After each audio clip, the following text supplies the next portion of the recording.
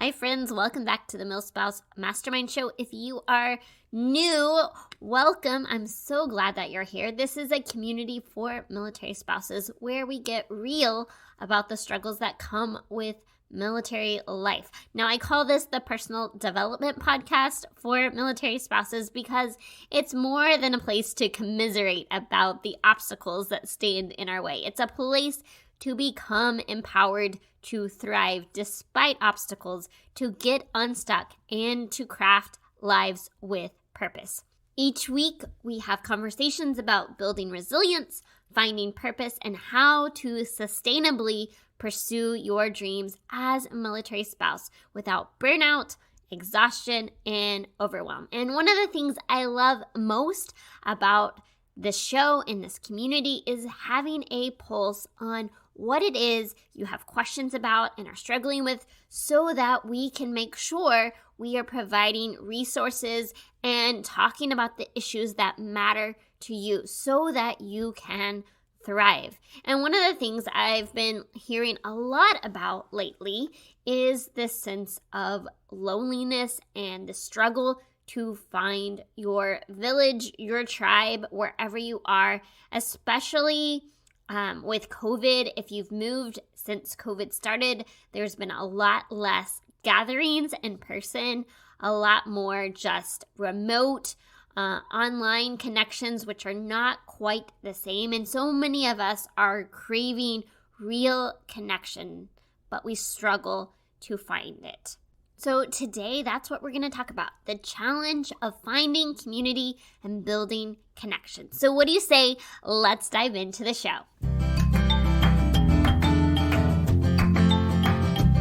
You, my friend, are made for more than the managing of schedules, keeping up with kiddos, and holding down the home front. Welcome to the MilSpouse Mastermind Show. I'm here to help you navigate life as a military spouse, get unstuck, and craft a life with purpose. Hi, I'm Christine, a military spouse of over 10 years, mom of littles, and coffee connoisseur. You have something valuable to offer, and when you pursue the things that light your heart on fire, you trade frustration for fulfillment and isolation for a life of impact. If you feel stuck, waiting for some future season to chase your dreams, then it's time to discover who you are meant to be, because together, we can change the world. Now, I want to try to make this short and sweet today because I know it's summertime. So many of you have kids home. You're out of your regular year-long rhythms and routines. You may not have that time in the school pickup line or dropping kids off, not the same amount of time in the car, but I want to make sure that you are still getting this content in your earbuds every week and that I'm being mindful of the time that you have. But since we're talking about connection today, I want to make sure that you know that we have a free online community for military spouses. It's meant to be a place for you to be honest about what you're walking through, to share experiences, resources, and to find encouragement and support each other on this journey that we're all on. It's a place where we can find like-minded spouses who want to thrive, who want to live with purpose as we walk this crazy life. I love to drop resources to help you, and we talk about takeaways from each episode. Right now, we're going through our 30-day clarity challenge together, and each morning I drop in a self-discovery question designed to give you food for thought, to help you get in touch with yourself, with your identity, who you are, who you want to be, what you really want in life, because it's so vital that we get clear on these things. Otherwise, we will end up living a life we don't really love. If you are not in the group, we would love to have you. Just head over to milspouseMastermind.com/community or do a search inside your Facebook feed. I simultaneously love and hate social media. It's such a double-edged sword. I love it because it makes connection possible. We can build these relationships online. We can have connection in a way that allows us to stay in touch with friends from so many different duty stations. And I love the connectivity that it provides, but at the same time, it can sometimes give us this false sense of connectivity, where we stay in touch just enough to see others' highlight reels and to feel like we're missing out on true connection and friendship. We somehow have this sense that everybody has this except for us, and it makes us feel like we are lacking in some way, or that everyone else is out there with friends having fun, and it can make us feel even more isolated. And the more isolation that we feel, the more time we spend online, because it's giving us this false sense of we're with other people, and it's continuing this vicious cycle. So really, I want to hone in on this physical connection today, because I think there is so much value in finding community and connection right where you are, but it's really hard. Now, if you go back to episode 85, my conversation with John Spencer, we talked about connectivity and how there is value in online connectivity, but there is also so much value in being physically present with people and having that physical connection, that community with people that we can be face to face with. And so while we understand that there is so much value in having physical connection and relationships with people where we are stationed, this is the piece that I think so many of us really struggle with. And I kind of find it funny that I'm having this conversation with you right now, because I am walking through this exact same thing right now. And so I'm not approaching this conversation from, I'm the expert, I have this all figured out, I have this amazing local community, because that's not my story. I'm approaching this as somebody who just PCS this summer, who is starting over, trying to build relationships at our new duty station, and knowing that it's hard. I love where we live, but it's a very big base, and it takes time and intentionality to build those connections, especially when you're in a place that's near a major city, because people tend to be spread all over, versus if you are stationed at a very small base, it can be isolating because there's not a whole lot near you. But people at the base tend to have much more tight-knit community and connections. That has been the case in most of the places that we have lived. The smaller the base and the more isolated the base is from a big city, the better relationships I have with other military spouses. And the more that we're near a major city, the bigger the base is, the harder it is to build those relationships where you're stationed. And when you are trying to get settled in your new location, you're trying to get moved in, get everything unpacked, you're trying to fill out the mountains of paperwork that come with moving to a new location. If you have kids, getting them registered for school, and trying to take out time to build those relationships and pursue your purpose and get settled, it's a lot. But I know so many of us are struggling with this. So I want to help us get there, because I know that we are better together. We are hardwired for connection and community as human beings. So this episode is as much for me as it is for you right now. And just know that we are all on this journey together. So what I want to do today is quickly give you 5 things you can do to start building connection and community right where you are today. Number 1, take the risk. Be the one to take the initiative to reach out to others. It's really a mindset shift when we go from thinking everybody else knows each other, they're all friends, I'm the new person, I don't know anybody, people are too busy for me. Understand that everyone that lives in today's world is probably busy and overwhelmed. When our kids are involved in activities, when we're trying to do all these things, people feel busy and overwhelmed. We live in a culture that prizes hustle, and it's easy for people to get busy and overwhelmed. And we have this thought in our head that says, others are not reaching out to me. They should be taking the initiative. I'm the new person, right? And I think sometimes we get this also idea that they're too busy for me. They don't want to be my friend. But it's really about reframing that thought and understanding that others, yes, they may be busy, but they also may be scared to talk to you. So it's not just they should be the one reaching out, but that we have to take the initiative and understand that people they don't not want to be our friend, and they're not necessarily too busy for us. They're just focused on their thing, and they may be scared to reach out and talk to you. So be the one to take the risk, to take the initiative to reach out. Number 2, create margin in your schedule.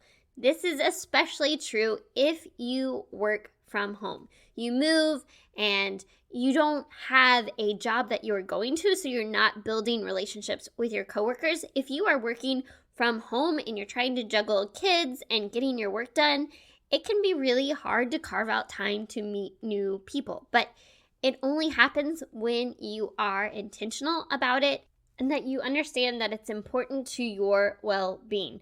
We talk about our buckets of balance, and it's really the caring for ourselves, the cultivating relationships, and the pursuing purpose that lead us to a balanced life, a life that feels fulfilled. And when we're missing that relationship component, life is going to feel out of balance. We're going to feel discontent with the way that life looks. We need relationships in our life. And so we have to be intentional and create margin to build those relationships because it's vital to our health and well-being and our ability to live as whole and healthy human beings. The third thing we can do is assume the burden. Now, what do I mean by this? Think about what you want in a good friend. What qualities do you want in a friend? How do you want someone to reach out to you? And then ask yourself, am I doing that for others? Am I helping them feel seen and known? Am I expecting others to be a friend to me? Or can I show up as the friend that I want in my life? So not only are we taking the initiative to reach out, we're assuming the burden of friendship. We're thinking about what we want in a friend, and then we make sure that that is how we are acting with those in our life. We are taking responsibility for the way that we show up. The fourth thing we can do is make ourselves get uncomfortable. Now, if you're an extrovert, this may not be a problem for you, but if you are not an extrovert, this might be something that you need to hear. Now, I'm an ambivert, which means I love spending time with people, but I really don't like small talk, and I don't like being in situations where I know no one. I don't like that initial meeting. But this is part of developing relationships and being a good friend. And part of being able to develop friendships and relationships is putting yourself in places where you might be uncomfortable or where you don't know anyone. You have to make yourself get out and meet people. It's when we were kids in school, everybody was there in school and it was easy to make friends because you're all there for a reason. But when you're trying to build relationships as an adult, it's much more challenging. Here's the truth for all of us. We had COVID, it happened, we all got used to staying at home. But we need to consider the law of inertia. Objects at rest tend to remain at rest unless they are forced into motion. What in the world does that have to do with friendship?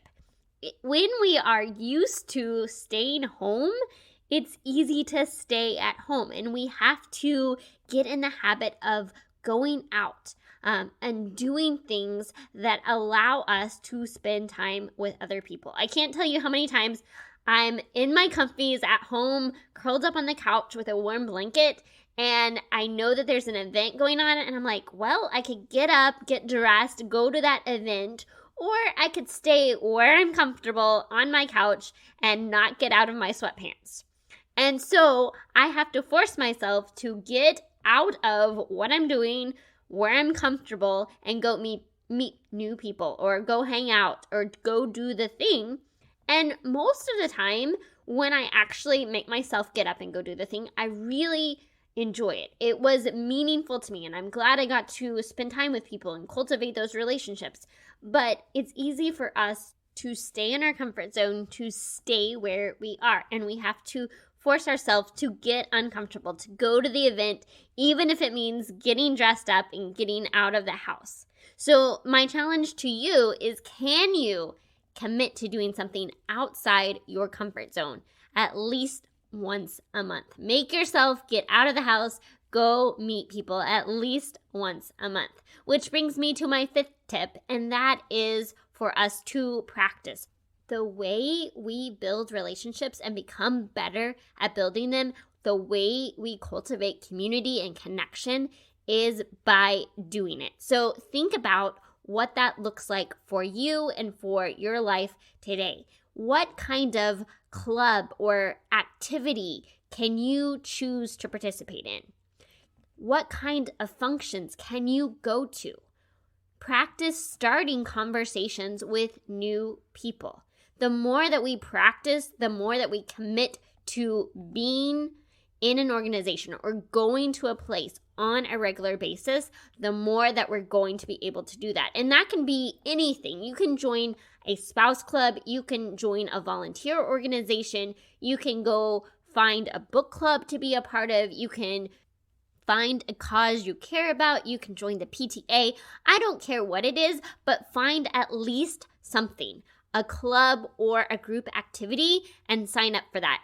Participate in it, go to that thing, even if you feel alone, if it makes you uncomfortable. That's how we begin to get out of our comfort zone, how we get out of our isolation and start to build relationships. And the great thing about some kind of group activity is that you're working on a project together. So that gives you something naturally to talk about. But I would say you have to commit to doing something that gets you out of where you are today. Now, I want to be mindful of your time, but I want to give you a quick bonus tip.